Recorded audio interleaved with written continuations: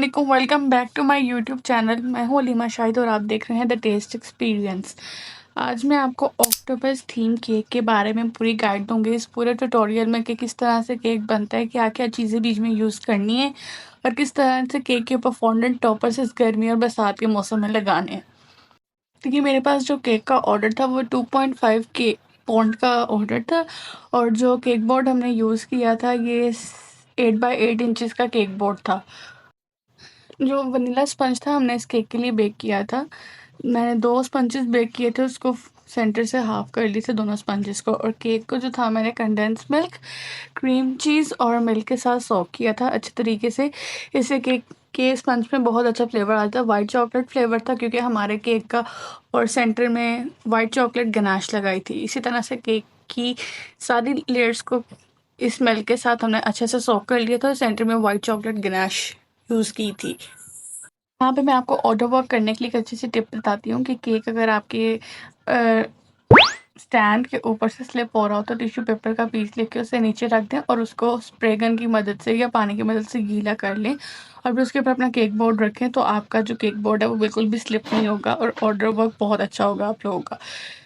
जैसा कि मैं हमेशा आप लोग को बता दूँ, जो केक की टॉप लेयर होती है उसको बहुत अच्छे से सोक करना चाहिए, बिकॉज जो सबसे ऊपर वाली लेयर का भी मॉइस्चराइज़र होता है वो सबसे नीचे वाली केक की लेयर तक जाता है।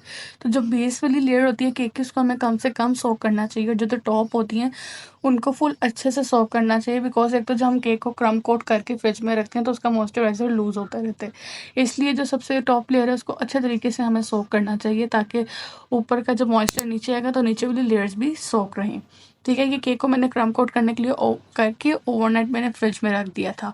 तो अब ये मेरे पास शुगर पेस्ट है, इसको हम लोग शुगर पेस्ट को फॉन्डेंट भी कहते हैं। बेसिकली हम जो फॉन्डेंट होती है उसी को हम लोग शुगर पेस्ट कहते हैं। अब फॉन्डेंट में जो शुगर पेस्ट होती है और जो गम पेस्ट होती है इन दोनों में फ़र्क होता है। मैं आपको अपनी नेक्स्ट वीडियो में गम पेस्ट भी बनाना सिखाऊंगी। ठीक है, तो ये मेरे पास फॉन्डेंट थी जो कि शुगर पेस्ट थी, इसकी मदद से मैंने टॉपर बना लिया था ऑक्टोपस वाला। बस आप लोगों ने मेरे हाथों को देखते जाना और मेरी बातों को गौर से सुनते जाना जो मैं आपको चीज़ें बता रही हूँ। अब ये स्टायरोफोम बॉल था, ये स्टायरोफोम बॉल लेके मैंने इसको कवर कर लिया था इस फॉन्डेंट के साथ। ये स्टायरोफोम बॉल आपको किसी भी स्टेशनरी की शॉप से इजीली मिल जाएगा, या आप चाहें तो इसको, मैंने तो बेक हाउस से लिया था, तो मैं वहाँ पे क्योंकि शॉपिंग करने गई हुई थी तो मैंने वहाँ से ले लिया, लेकिन आपको किसी भी की स्टेशनरी की शॉप से इजीली अवेलेबल हो जाएगा। तो हम लोग जो गम पेस्ट बनाते हैं उसको भी हम लोग शुगर पेस्ट कहते हैं, बट गम पेस्ट में और जो हमारे पास शुगर पेस्ट फॉन्डेंट वाली है उसमें डिफरेंस है। डिफरेंस क्या है, जो हमारे पास गम पेस्ट है उसके अंदर टाइलोस पाउडर यूज़ होता है, बट जबकि जो फॉन्डेंट हम बाज़ार से लेते हैं उसके अंदर टाइलोस पाउडर यूज़ नहीं हुआ होता। तो इस सीज़न के अंदर क्या चीज़ बेस्ट रहती है, इस सीज़न के अंदर जो गम पेस्ट है जिसके अंदर हम टाइलोस पाउडर यूज़ करते हैं वो बेस्ट रहता है। अब आप ये नहीं कह सकते कि आप फॉन्डेंट के अंदर टाइलोस पाउडर यूज़ करके उसको कर सकते हैं, आप कर सकते हैं बट उसका रिजल्ट इतना अच्छा नहीं रहता जितना आप गम पेस्ट जो घर में प्रिपेयर करते हैं बाज़ार से। अगर आप गम पेस्ट लेते हैं उसके अंदर अगर आप टाइलोस पाउडर मिक्स करते हैं तो उसका जो रिजल्ट है वो ज़्यादा अच्छा रहता है। तो ये हमारा स्टायरोफोम का बोल था, इसको हमने कवर कर लिया था अपने फॉन्डेंट के साथ। उसके बाद ऑक्टोपस की आइस बना ली थी मैंने वाइट शुगर पेस्ट के साथ ही, और उसके ऊपर ब्लैक छोटे छोटे से डॉट्स लगा दिए थे ताकि लगे कि हमारा ऑक्टोपस जो है इधर उधर देख रहा है। अब ये फिशेस बनाने के लिए मेरे पास ये मोल्ड था, फिश वाला फॉन्डेंट मोल्ड। मैंने ये भी बेक हाउस से ऑर्डर किया था। तो येलो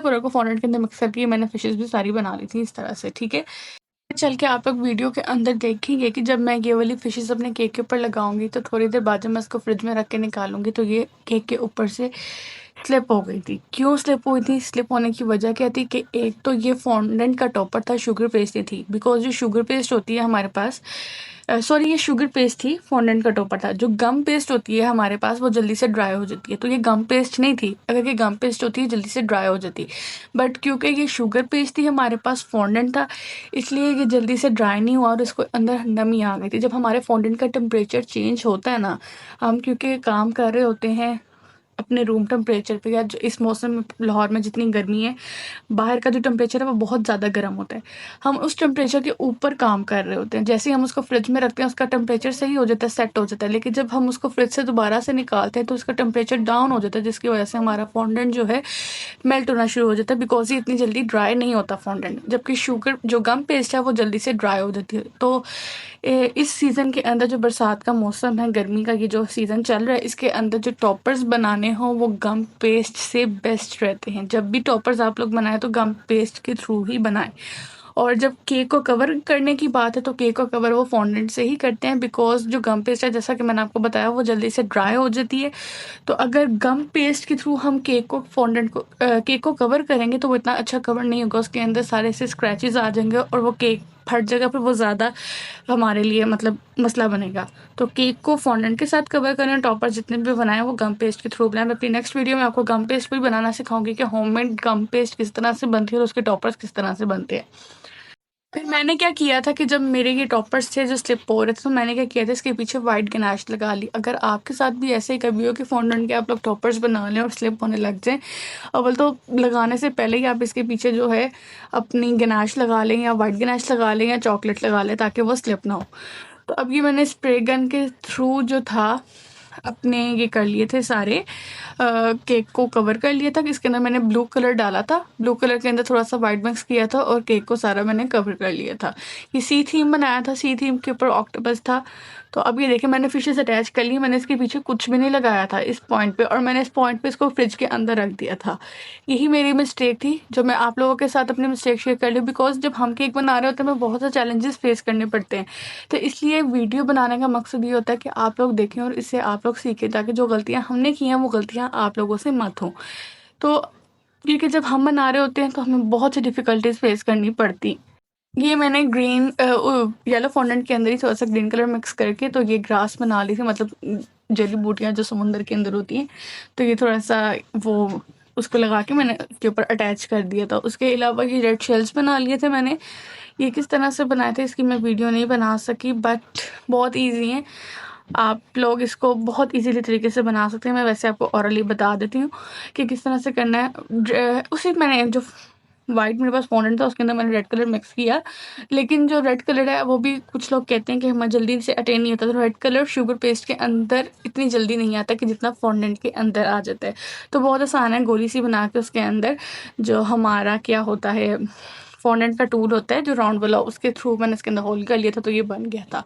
तो वीडियो से रिलेटेड कोई भी क्वेश्चन हो, किसी भी चीज़ किस्म के बारे में आपने पूछना हो तो आप मुझे कमेंट में नीचे पूछ सकते हैं। और ऑर्डर अगर आपने कुछ भी करना हो तो आप मेरे फेसबुक पे और इंस्टाग्राम के पेज पे मुझे रीच कर सकते हैं। उसका लिंक वीडियो के नीचे मौजूद है। Thank you so much for watching my video and keep supporting.